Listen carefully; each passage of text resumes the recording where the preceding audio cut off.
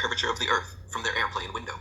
Some people even believe when they visit the beach or climb atop a mountain that they are able to see the horizon curve downwards far in the distance. The reality is, however, that anyone thinking they can see curvature on the horizon from any altitude is suffering from a serious case of confirmation bias and cognitive dissonance. To begin with, the glass used in all commercial airplane passenger windows is actually round, layered, and slightly curved, which distorts the edges, giving the impression that the horizon and other straight lines curve downwards. These rounded windows have the effect of evenly distributing pressure and reducing the likelihood of cracks or breaks because they have no corners for stress to concentrate, making them better at withstanding pressure. Unfortunately, though, these windows also have the strange side effect of causing people to believe that the Earth is a globe, because they mistake the curvature of the glass for that of the horizon. If these passengers would instead take a visit to the cockpit window and view the horizon from the pilot's vantage point, they would see clearly that the horizon remains completely flat as far as the eye can see. In fact, that is why the horizon is named as such, because it is always perfectly horizontal. Likewise, the reason airplanes are named airplanes and not air globes is because they are flying over a level plane. Based on the curvature math for a globe of given proportions, a small amount of curve should already be visible to the naked eye, even at sea level. After just 1 mile, there would be 8 inches of curvature, increasing exponentially so that after 2 miles, there would be 32 inches, and after 3 miles, there would be an entire 72 inches, 6 feet, of Earth's curvature necessarily visible on the horizon.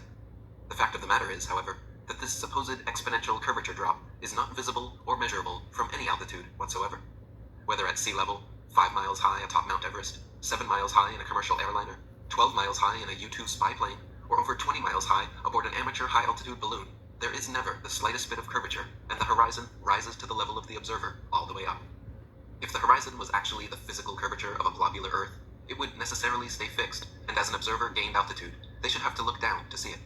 This never happens, though, and no matter the altitude, the horizon always rises to eye level, remaining perfectly flat, 360 degrees around, as is only possible over a level plane. Furthermore, if the Earth were truly a spheroid, nearly 25,000 miles in circumference, airline pilots would have to constantly correct their altitudes downwards so as not to fly straight off into outer space. For example, a pilot wishing to simply maintain their altitude at a typical cruising speed of 500 miles per hour would have to consistently dip their nose downwards and descend 2,777 feet, over half a mile, every minute. Otherwise, without compensation, in 1 hour's time, the pilot would find themselves 31.5 miles higher than expected. In reality, the only times pilots make such drastic altitude adjustments are just after takeoff and just before landing. Once cruising altitude is reached, commercial planes remain level for the entire duration of the flight, with no such constant adjustments necessary.